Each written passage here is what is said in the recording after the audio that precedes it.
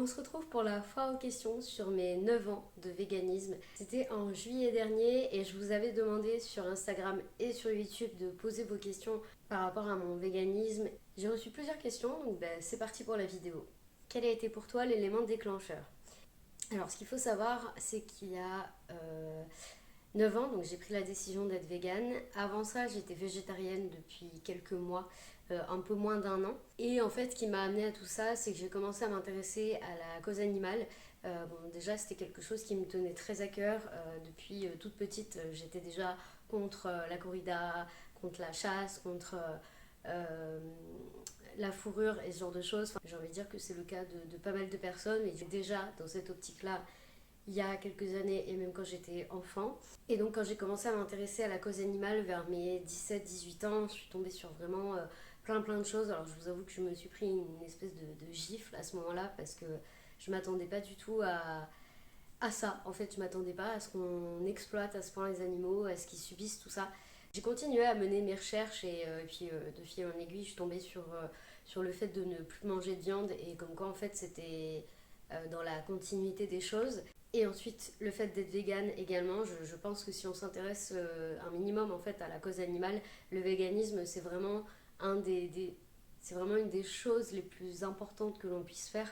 C'est vraiment se passer de produits d'origine animale parce que ça entraîne leur exploitation. Et du coup, quel a été pour moi l'élément déclencheur? Je pense qu'à l'époque, c'était les vidéos de l'association L214, qui est une association qui milite pour les droits des animaux et la protection animale. Et déjà à l'époque, l'association était connue pour mener des enquêtes dans des lieux comme des élevages et des abattoirs. Et je pense que j'ai dû voir une vidéo sur un abattoir. Le déclic à ce moment-là. Et c'est là que je me suis dit que je voulais plus du tout participer à ça. Et le cheminement a suivi. En fait, je suis d'abord devenue végétarienne parce que j'étais chez mes parents. Et petit à petit, mais je crois que ça fait l'objet d'une autre question, donc j'y répondrai un petit peu plus tard. Mais du coup, petit à petit, je suis devenue végane. Quelles étaient tes plus grandes difficultés au début? Alors au début, j'habitais chez mes parents. J'ai habité chez mes parents jusqu'à mes 23 ans. Donc quand je suis devenue végétarienne vers mes 18 ans, j'ai en quelque sorte demandé l'autorisation à mes parents, puisque c'était eux qui géraient la nourriture, les courses, etc. Et que j'avais en quelque sorte besoin de leur accord. Le régime alimentaire végétarien est vraiment pas compliqué. Faut juste bien penser à remplacer la viande et pas juste se contenter de la garniture parce que c'est ce que j'ai fait au début. C'était vite répétitif, donc voilà, très rapidement j'ai quand même switché vers d'autres aliments. Et j'avais pour projet de devenir végane à partir du moment où je partais de chez mes parents. Seulement, ce qui s'est passé, c'est que je ne suis pas partie à ce moment-là de chez mes parents. Et comme je vous disais plus tôt, j'ai eu le déclic. En fait, j'ai eu le déclic sur tous les produits d'origine animale. Je me suis pas dit, je suis végétarienne et je le reste. Mon but a été dès le départ de devenir végane. À partir du moment où j'ai arrêté de manger de la viande, je savais que j'allais être végane. Mais voilà, il y avait le fait d'habiter chez mes parents qui pouvait me poser problème et le fait aussi d'habiter à la campagne. Et ce qui s'est passé au bout de quelques mois de végétarisme, 10 mois pour être exact, j'ai demandé à ma mère en fait si je pouvais être végane. Parce que c'était plus possible pour moi en fait de contribuer à tout ça parce qu'il ne faut pas se leurrer, derrière les produits laitiers il y a autant de souffrance, voire même plus que derrière la production de viande. Donc voilà, quand on sait ça, quand on a le déclic, c'est difficile de faire marche arrière. Et donc j'ai demandé à mes parents qui ont accepté, mais voilà, au début c'était un petit peu compliqué. À l'époque c'était pas tellement connu. Moi en plus j'ai toujours été, j'étais un petit peu hors des cases avec cette idée-là. Et du coup c'est vrai qu'au début ça a été un petit peu compliqué à se mettre en place. Mais voilà, petit à petit ça s'est fait et aujourd'hui mes parents n'ont aucun souci avec mon mode de vie. Et je dirais que la deuxième difficulté, ça a été d'habiter dans la campagne et de devoir faire quand même pas mal de routes pour trouver des produits. Alors à l'époque, il n'y avait pas tout ce qu'on a aujourd'hui. Franchement, aujourd'hui, on a une multitude d'alternatives. On n'a même pas l'occasion de tout tester tellement il y en a. À l'époque, c'était pas du tout le cas. Il y avait du tofu, du seitan, quelques simili, en boutique bio, mais ça s'arrêtait là et donc il fallait aller en boutique bio pour trouver ces aliments-là. Donc c'est vrai qu'à l'époque ça a été une façon de consommer un petit peu différente et une façon d'acheter un petit peu différente aussi. Je pense que le plus compliqué ça a été au niveau peut-être des repas de famille où voilà, au début ma décision n'est pas tellement passée, mais petit à petit les gens ont compris que déjà c'était pas juste une passade, que c'était pas un acte de rébellion, que c'était juste moi et mes convictions et voilà. Quelle est la différence entre vegan, végétalien et végétarien? Alors, j'ai fait une vidéo à ce sujet, donc je vous mettrai le lien en barre d'infos. Je vais quand même répondre à la question, histoire de ne pas faire ma sauvage. Chaton. Je ne vais pas entrer autant dans les détails que dans ma vidéo, c'est pour ça que je vous invite à aller la voir, donc elle sera dans la barre d'infos. Alors pour le régime végétalien, le régime alimentaire végétarien, il s'agit de ne plus consommer de viande et de poisson et de tout ce qui peut être fruits de mer, crustacés, charcuterie par exemple, ou même du poulet, parce qu'il y a encore des gens qui pensent que les personnes végétariennes mangent du poulet, mais non, quand on est végétarien, on exclut toute chair animale. Ensuite, donc, il y a le régime alimentaire végétalien, donc le végétalisme, qui a comme base le végétarisme, donc de ne plus manger de chair animale, et également de ne plus consommer de produits d'origine animale, donc tout ce qui est produits laitiers, les œufs et le miel. Et ensuite vegan, donc le véganisme, qui là n'est pas un régime alimentaire, c'est pas une façon de s'alimenter, c'est un mode de vie. Ça englobe tous les aspects de la vie. Donc l'alimentation, donc là on a une alimentation végétalienne, donc sans produits d'origine animale, mais également plus de vêtements en matière animale, donc pas de fourrure, pas de cuir, pas de laine, pas de soie, pas de plumes, et autres. Quand on est vegan, on ne cautionne pas non plus les loisirs qui utilisent des animaux, donc on ne va pas au cirque, aux zoos, on ne fait pas de l'équitation, on ne va pas dans des delphinariums, on ne monte pas sur des éléphants ou des chameaux ou des dromadaires lors de voyages touristiques par exemple. On ne se prend pas en photo avec des tigres qui sont assommés de somnifères pour être gentils avec les touristes. Et ça englobe aussi tout ce qui est hygiène, cosmétique, etc. On utilise des produits qui sont non testés sur les animaux et qui ne contiennent pas de matière d'origine animale. Et je crois que j'ai rien oublié. Mais je vous invite vraiment, si vous ne l'avez pas vu, à aller voir ma vidéo sur végétalisme, végétarisme, véganisme. Qu'est-ce que c'est? Je vous mettrai le lien en barre d'infos. Quelles sont les alternatives possibles pour ne pas avoir de carence? Alors, déjà, je tenais quand même à faire un point, parce qu'il y a ce truc, quand on est végétarien, végétalien ou vegan, qui est de tu vas avoir des carences. Mais alors, déjà, je tiens quand même à préciser que ne pas manger de viande n'apporte pas systématiquement des carences. Et à l'inverse, manger de la viande ne protège pas des carences. Les gens partent du principe que ça y est, tu enlèves les produits d'origine animale et tu manques de vitamines. Ou tu as des carences, ou des choses comme ça. Mais en fait, ça peut être le cas de tout le monde à partir du moment où vous avez une alimentation qui est mal équilibrée. Et ça, c'est clairement le cas de beaucoup de personnes. Le risque de carence, il est là partout. Peu importe votre alimentation, peu importe votre mode de vie, vous risquez d'avoir des carences si vous avez une alimentation qui n'est pas équilibrée, pas variée. Et sinon, pour répondre à la question, je suis un petit peu énervée là.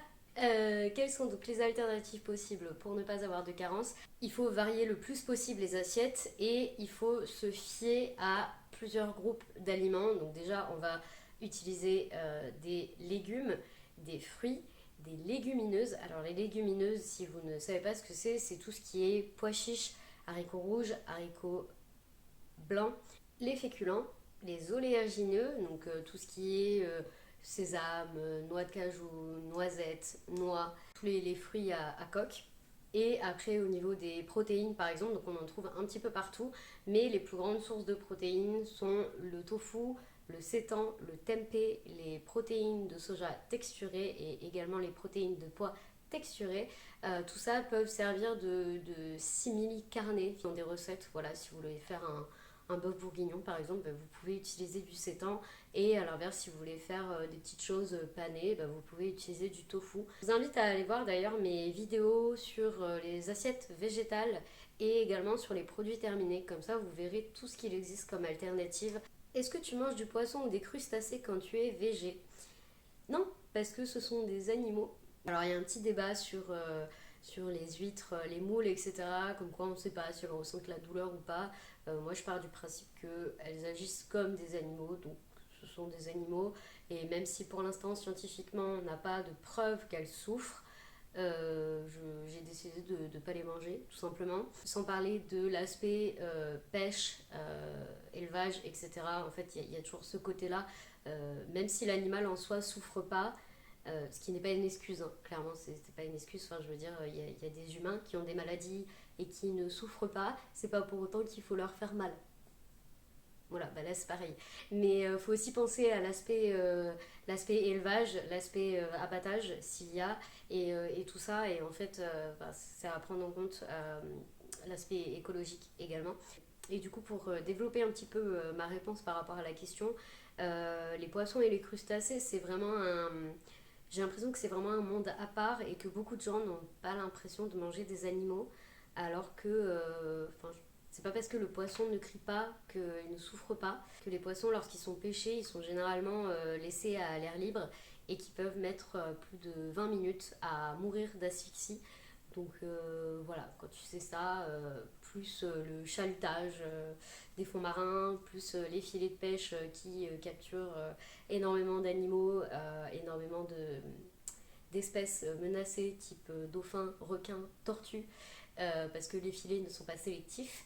En fait, on parle pas du petit pêcheur à la ligne qui va choisir le poisson, qui va limite choisir le poisson.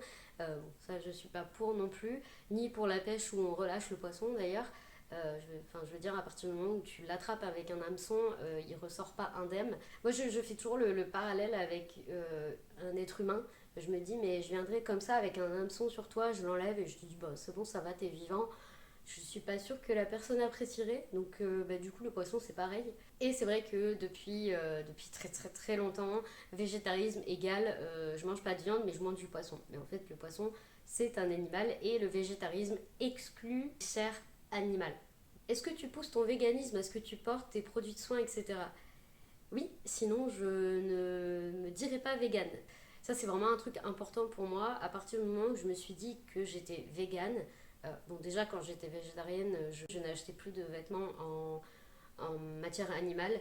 Les cosmétiques, j'avais déjà commencé à acheter des choses qui étaient véganes. Donc quand je suis devenue végane, j'avais vraiment toute la panoplie pour l'être, entre guillemets. Donc oui, pour moi, être végane, c'est vraiment un mode de vie. De toute façon, je vis végane, je mange végane, je dors végane, et c'est comme ça que je vois les choses. Et c'est vrai que là, comme ça, peut-être que vous vous dites, oh, mais c'est super compliqué. Mais en fait, à partir du moment où on a des, des réflexes de véganisme, j'arrive pas à expliquer un petit peu plus, mais en fait à partir du moment où on sait ce qui fonctionne et ce qui ne fonctionne pas, c'est hyper simple. Par exemple, quand bon, j'achète plus de vêtements neufs, mais à l'époque où j'en achetais encore et que j'étais déjà végane, mon premier réflexe c'était de regarder l'étiquette. Et quand je voyais que c'était écrit 10% de laine ou 15% de cuir ou ce genre de choses, j'achetais pas. C'est tout simple en fait. Le plus compliqué, c'est peut-être au niveau des cosmétiques parce qu'ils utilisent des noms à rallonge et que c'est pas évident. Mais même là encore, quand on retient les noms qui posent problème, on les identifie tout de suite. Et dans l'alimentation, c'est pareil. J'ai un exemple qui me vient en tête parce que j'en ai parlé avec une amie il n'y a pas très longtemps. Je pense qu'elle verra cette vidéo. On parlait des bonbons et en fait, elle m'a dit, ah, mais sur le paquet, c'est marqué gélatine, mais il précise pas. Je lui ai expliqué quelque chose que j'ai appris il y a quelques années, et comme quoi les industriels sont un petit peu fourbes par rapport à ça. C'est que quand c'est écrit gélatine, c'est en fait de la gélatine d'origine animale. Et quand, à l'inverse, c'est de la gélatine végétale, là c'est écrit et limite c'est mis en avant. Alors que la gélatine d'origine animale, bah, ils vont pas forcément le mentionner, ils vont juste écrire gélatine. Donc ça c'est un petit truc, quand tu le sais, bah, ça reste dans un coin de ta tête et en fait tu t'arrives à identifier qu'est-ce qui est végétarien ou pas, parce que la gélatine c'est loin d'être végétarien, hein. Je ne sais pas si vous le savez, mais les déchets de l'industrie de la viande en fait, ce sont tous les os, les carcasses et tout ça qui sont en fait broyés, chauffés, et en fait ça termine en gélatine.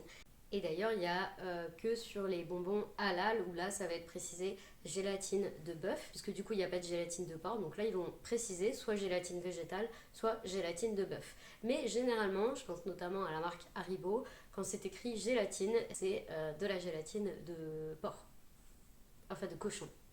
Et bon, on va passer à la dernière question. Déjà. Cela n'a pas été trop difficile au début car il y a 9 ans, ce n'était pas répandu et il y avait peu de produits. Alors, du coup, ça fait un petit peu écho avec la première question.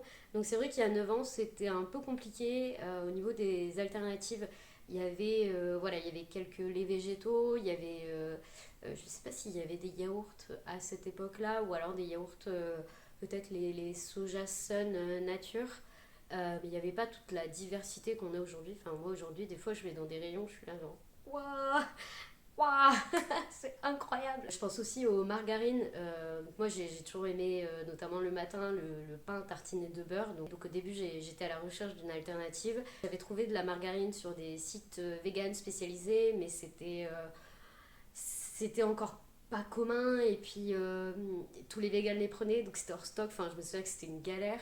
Après j'en avais trouvé en boutique bio mais alors c'était le prix de la barquette, heureusement que j'étais toute seule à taper dedans, ça me faisait un petit moment mais je me souviens que c'était super cher et maintenant ça se développe, il y a vraiment beaucoup de marques qui font du végétal et on le trouve on en trouve de plus en plus partout, donc ça c'est l'avantage. Je pense sincèrement qu'aujourd'hui devenir vegan est beaucoup plus simple qu'il y a 9 10 ans. Bon alors il y a toujours ce côté, oui mais si je sors avec des gens, comment ça se passe? Alors c'est vrai que c'est un petit peu plus compliqué.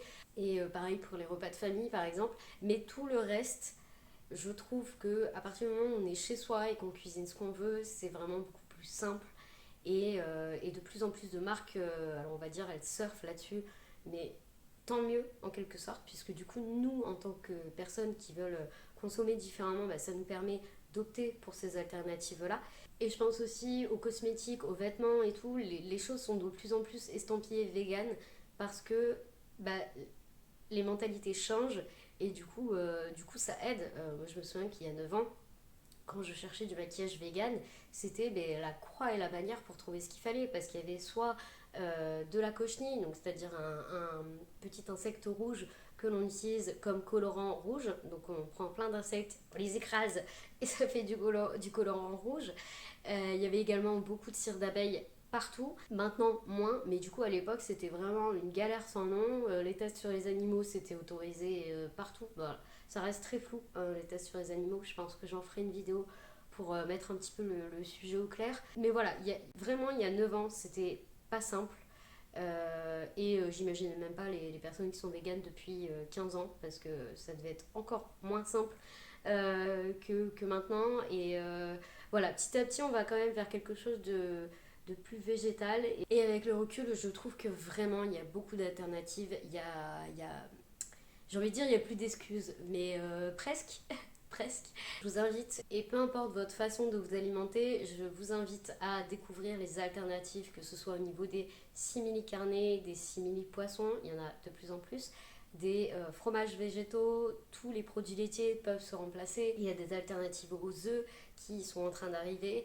Il y a des alternatives pour pratiquement tout. Et vraiment, n'hésitez pas à tester et à vous renseigner, ça vous permettra de réduire votre consommation de produits animaux. Les animaux vous remercieront. Voilà, sur ce c'est la fin de cette vidéo, j'espère qu'elle vous a plu. Je vous remercie pour vos questions, je m'attendais pas à en avoir autant et je pensais qu'il y aurait beaucoup de doublons et finalement pas, donc voilà, je suis très très contente. Je vous dis à la semaine prochaine pour une nouvelle vidéo. Ciao!